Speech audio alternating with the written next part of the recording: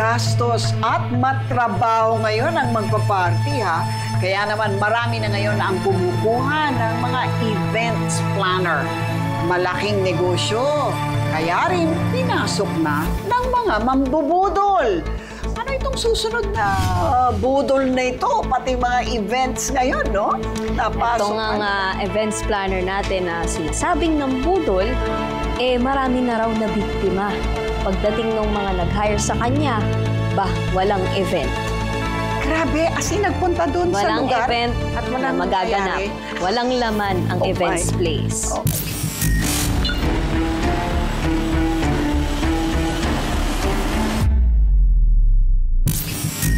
Dito sa Pilipinas, ibang klase tayo maghanda kapag may okasyon. Mapabinyag, birthday, debut, lalo na kapag kasal.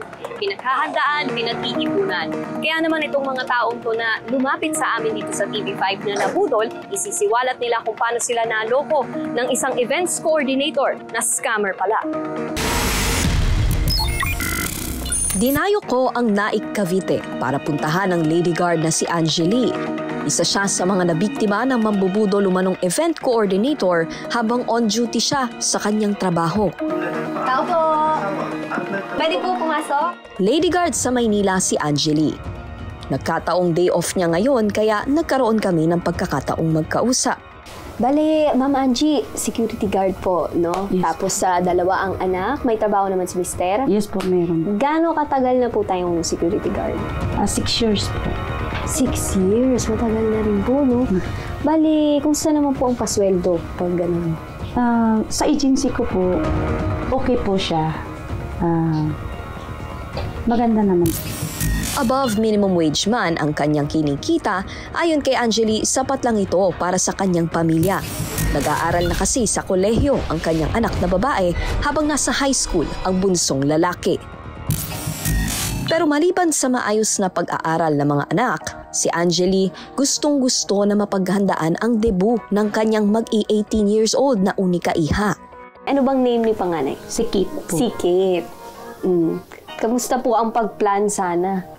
1 year ko po yung pinaghandaan yung debut ng anak ko. Tapos, siyempre, kasi sa gusto ko po at pinangarap ko po talaga. Kasi isang anak ko lang po, si Kate, na babae. Gustong-gusto ko po talaga i-debut kasi hindi ko po naranasan yun. At para maranasan ang dream debut ni Keith, si Angeli nag-ipon at nag-scout ng mga event coordinator. May mga nakausap naman siya, pero isang tao ang tila tumatak sa kanya. Ang coordinator na nakilala niya sa pangalang Janice. Paano po kayo unang nagkakilala? Ano po siya, part po. Nakilala ko po siya doon. 2 bisis po siya nag-photoshoot. And then, umasa po ako sa kanya na, siyempre, taga dito naman po siya sa amin. Tapos, isang barangay lang naman po ang pagitan. Nung nagkakilala po kayo, nagkakwentuhan po? Yes po, nagkakwentuhan na po kami. And then, syempre, sabi niya sa akin, ako na lang kasi mura po. Syempre, parang napaakit din ako sa kanya. Nagsabi po ako sa kanya na sabi ko, ay, naghahanap po ako ng maging coordinator din ng debut ng anak ko. Tinanong niya ako kung kailan. Sabi ko, June 15 po, sabi ko. And then sabi niya, kunin ko yung FB account mo. Di, binigay ko naman po siya. Tapos doon na po nabuo yung namin sa messenger. Maayos na kausap at hitik sa promo ang pangakong debut ni Janice sa kanya. Idagdag pa ang sistema ng pagbabayad, utay-utay o installment at tuwing kinsenas katapusan. Ang una niyang bid sa akin ay 88K and then hanggat nilabas ko po yung mga pangangailangan hanggat sa bumaba po siya ng 50. And then yung 50 na yun, parang doon po kami nag-anuhang dalawa. Yung sa mga pangangailangan po. Siyempre, isang gwardiya po ako. Mabigat po yung pera. Tuwing sahod ko noon, binigyan ko siya muna ng 5K as 15 kinsinas.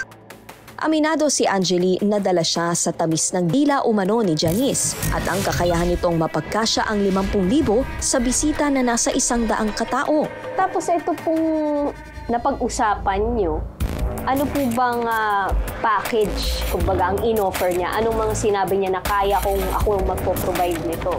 Ang pinangako niya po, kasi siya na po yung coordinator, catering, lamisa, upuan, utensil, backdrop stage, video cam, photo booth, and then makeup artist po ng anak ko.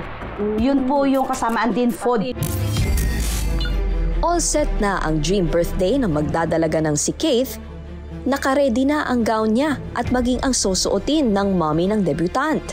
Pero itong si Janice, bigla raw kumambyo. Ang problema kasi noon, June 15 dibo ng anak ko, may kasabay yung anak ko ng birthday ng 1-year-old sa Tansa po. And then, sinabi niya sa akin na, "Ma'am, double event po ako." Ang sabi ko sa kanya, "Sige, kasi alas 6 naman yung sa akin." Gabi pa. Gabi naman ako. Ang sabi niya sa akin, umagas, "Ma'am," sabi niya, "padalhan mo ako ng 5K. Kasi nga po," sabi niya, "yung food mo nandito na, pinaluto ko na po sa'yo." Sabi niya ganon. Sabi niya, "Hindi ko ma-deliver kung hindi mo babayaran." O di simpre, ako, kasi tiwala naman ako sa kanya, pinadalhan ko siya ng 5K. And then after noon, alas 3, tumawag siya sa akin na, "Ma'am," sabi niya, "pwede po ba padalhan mo ako ng kulang mo na 5K?" Sabi niya. Sabi ko sa kanya, "Wala akong pera." Sabi ko, "Dito na lang mamaya." Nagmamakaawa siya sa akin, "Ma'am, parang awa mo. Kahit magkano lang po." Pinadala ko yung 3K. Budol alert! Ipanatag sa event coordinator ang plano kung paano at saan gagamitin ang budget. Dapat malinaw kung sino ang mga supplier at paano sila mababayaran. Gumawa rin ng kontrata na siya ang sasagot sa mga gastos o danyos sakaling hindi mabayaran ang mga supplier. Ang mga ipinangakong inclusion ng kanyang package, no-show na sa mismong araw ng event. Sabi ko sa kanya, "Janice, nasaan ka na?" Sabi ko sa kanya. "Bakit alas 6 ang usapan natin na magdidibo? Ang dami ng bisita, nasaan ka na?" "Upo, ma'am, darating po kami. Nagkaroon lang po ako dito ng problema, ma'am. Antay lang po, darating na po." Sabi ko, "Ano ba? Prangkahin mo ko kung wala para magawaan ko ng paraan." "Ma'am, ang lakas po ng ulan. Promise, darating po kami." Sabi niya. Wala po, alas 9:30 po ng gabi. Wala pong Janice na dumating. So, hindi ko na po alam kung anong gagawin ko po. Unti-unti nang gumuho ang mundo ng mag-ina dahil ang plano nilang programa sobrang atrasado na. Ang ginawa ng anak ko, bumaba at nagpunta po sa court, nagsabi, kasi ang dami na pong bisita eh. Hindi na po alam kung anong gagawin. Sabi ng anak ko, "Pasensya na po kayo, na-scam po yung tibo ko." Sabi niya, si mama hindi na po alam kung anong gagawin. Para mairaos ang debut ni Keith, sina Angeli at kanyang kapitbahay nagtulong-tulong na. Ang mga pinalutong ulam na sana ay backup, naging instant handa para sa mga bisita. Ang ginawa po ng asawa ko, dahil may pagkain po dito sa bahay na para po sana sa bahay, hinakot po papuntang court.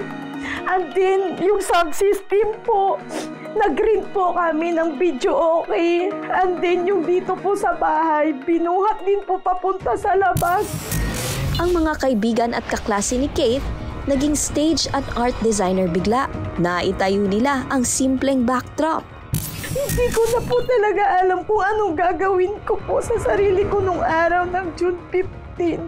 Napakasakit po, buhat po pinaghandaan ko po yung dibo ng anak ko. 2 gown po niya, puro bago po. Tapos sa asawa ko, sa anak ko, ako din po. 1 taon ko po pinaghandaan yung dibo ng anak ko kasi kaisa-isa ko lang pong anak na babae yung anak ko. Tapos ganun pa po nangyari.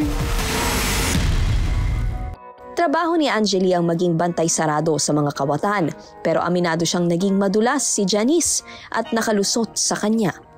Nabuo po yung GC po ng na-scam po ni Janice, daan po sa akin. Pero hindi po akong gumawa ng GC kasi 3 araw po ang pangyayari. Hindi ko pa alam kung anong gagawin ko. Nasa 50 po, mahigit 2019 pa po lumabas po yung na-scam ni Janice. Sobrang dami po din namin. Hindi lamang mga kliyente, maging mga supplier, biktima rin daw ng mambubudol umanong event coordinator na si Janice. Nasa group chat na binuo nila Angeli si JR, isang freelance videographer. Si JR ang supplier sa birthday party na hinawakan ni Janice noong umaga ng June 15. June 15 yung event namin kay Janice. Kinuha ako as freelance. Kailangan daw niya ng videographer. So tinanggap ko. Ako yung unang-unang dumating doon. Si Janice agad yung nakita ko. Ang ginagawa nila, sineset up nila yung backdrop. Walang naging pagdududa si JR dahil smooth naman daw ang pagsisimula ng kanilang coverage. Pero nang makausap na niya ang mismong kliyente, mainit ang ulo nito kay Janice. Dumating na yung kliyente. So nag-roll na ako, interview. Tapos doon na lumabas yung unang negative. Sabi nung kliyente, naiinis daw sila kay Janice. All throughout, hindi na masyado kinakausap ng kliyente si Janice. Maayos yung takbo ng event, yung flow. Nagkagulo na lang nung natapos na. At mas lalong lumakas ang kanyang kutob nang ang ilang supplier na kasama nila bumubulong na wag silang aalis sa event na hindi nakukuha ang bayad mula kay Janice. Ilang supplier yung nabayaran. Nandun lang siya, palakad-lakad siya dun sa event place. May tinatawagan, may kausap. Ayun, ganun lang siya. Parang normal lang sa kanya. Lumapit sa amin, sabi pasensya kasi hindi daw siya makakapagbayad ngayon. Mamayang hapon daw, mamayang gabi magbabayad siya. Kasi daw, hindi pa nare-release yung cheque niya at madalas hindi nagbabayad sa mga supplier. Nakapag-research pala sila na scammer nga yun si Janice. Totoo ang naging kutob nila. Hindi raw nabayaran sina JR at ang ibang supplier na kinuha ni Janice. Aray! Si kuya na nag-ice cream, ayun, wala talaga siyang nakuha noon. Kami ang nagbigay ng 200 para may panggasolina siya, para makaalis na rin. Dahil walang bayarang naganap ng araw ring yon, sila JR at ang iba pang supplier nagdesisyong dalhin si Janice sa presinto para sampahan na ng reklamo. Sa presinto, nagharap sila JR at si Janice. Pero ito na pala ang magiging huling pagkikita nila. Ang in-advise na din ng barangay, idiretso na sa pulis kasi hindi pala yung first time na multiple times na niyang ginawa to. Kinuha ko rin naman yung number niya doon. Sabi ko, Janice, mag-text ka sa akin na ito yung kulang mo sa akin, tas babayaran mo ko. Nangangako naman siya na babayaran niya. Sabi ko kay Janice, unahin mo yung photographer. Nabayaran naman niya si photographer, pero at the end of the day, kulang siya ng 800 yata. Nakiusap si client sa akin na okay lang ba na ito na lang yung amount na ibabayad ko. Pumayag naman ako na yun yung amount. Parang from 4,000 to 5 lang yung binigay. Mabait at madaling kausap, magaling din sa mga binibitawang salita.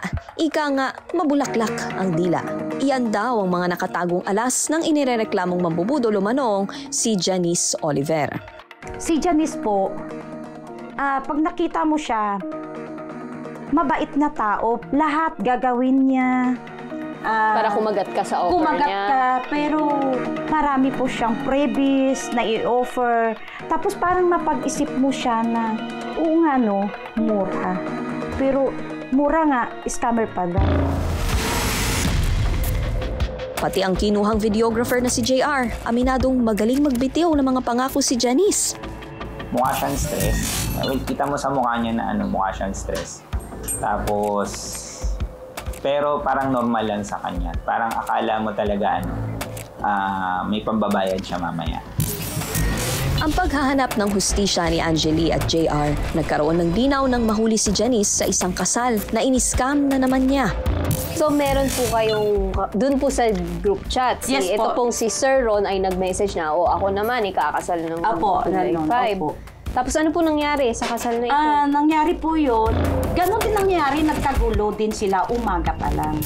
Morning pa lang, nagkagulo na po sila. And then, Sa mga supplier kasi ayaw isit up ng supplier kung hindi babayaran. And then, may balak daw siya sanang tapakas. Ang ginawa naman ng venue event, kinulos po yung venue at binantayan si Janice. Kaya po siya nahuli, nadala po sa police station ng Naik, Cavite at nakulong po siya ng 8 days. Inakala nilang ang pagkakakulong na ito ni Janice ay magsisilbing aral na sa kanya at ang mga atraso niya sa mga tao unti-unti na niyang babayaran. Pero mapabarangay man o sa presinto, no show na itong umano'y manloloko. Ang usapan sa barangay, July 3, 5K. And then yung 22K hanggang katapusan po ng July. Hanggang alas 2 po kami ng umaga nag-antay, wala pong Janice na dumating. Ang hanggang ngayon po, wala pong dumating. Nabanggit nga sa amin ni Angie na ito raw si Janice ay patuloy ang paghahanap ng mga panibagong pwedeng mabudol. Kung pupuntahan nga natin ang Facebook page niya na C. Alia Riel Events Management Services, makikita mo dito na ang dami niyang mga post. At pinakabago pa ay July 27 lang, 2024 pa. Pero isa pang kapansin-pansin dito ay naka-off ang comment section. So hindi ka pwedeng magkomento sa mga posts niya. Ang pagsisiwalat na ito ni Angeli at JR, paraan nila para mapigilan at maiparating sa karamihan ang pambubudol umano ng event coordinator na si Janice. Yung sa akin kasi, gusto ko sana siya talagang, kasi gusto ko talaga sana nga makulong pa siya ulit. Parang naisip ko na, tama na parang ayoko na kasi sabi ko, sobrang sagabal yung ginawa niya Kaya lang, ayoko naman na mangyari sa iba. Hindi biro ang oras, lalo na ang pera na nilalaan natin sa mga okasyon na minsan lang mangyari sa ating buhay. Kaya naman, doblehin din natin ang pag-iingat, lalo na sa mga taong walang kaluluwa na nanlalamang sa kanilang kapwa. Sabi nga, may balik din ang karma. Ako si Nikki de Guzman at ito ang aking Budol Alert.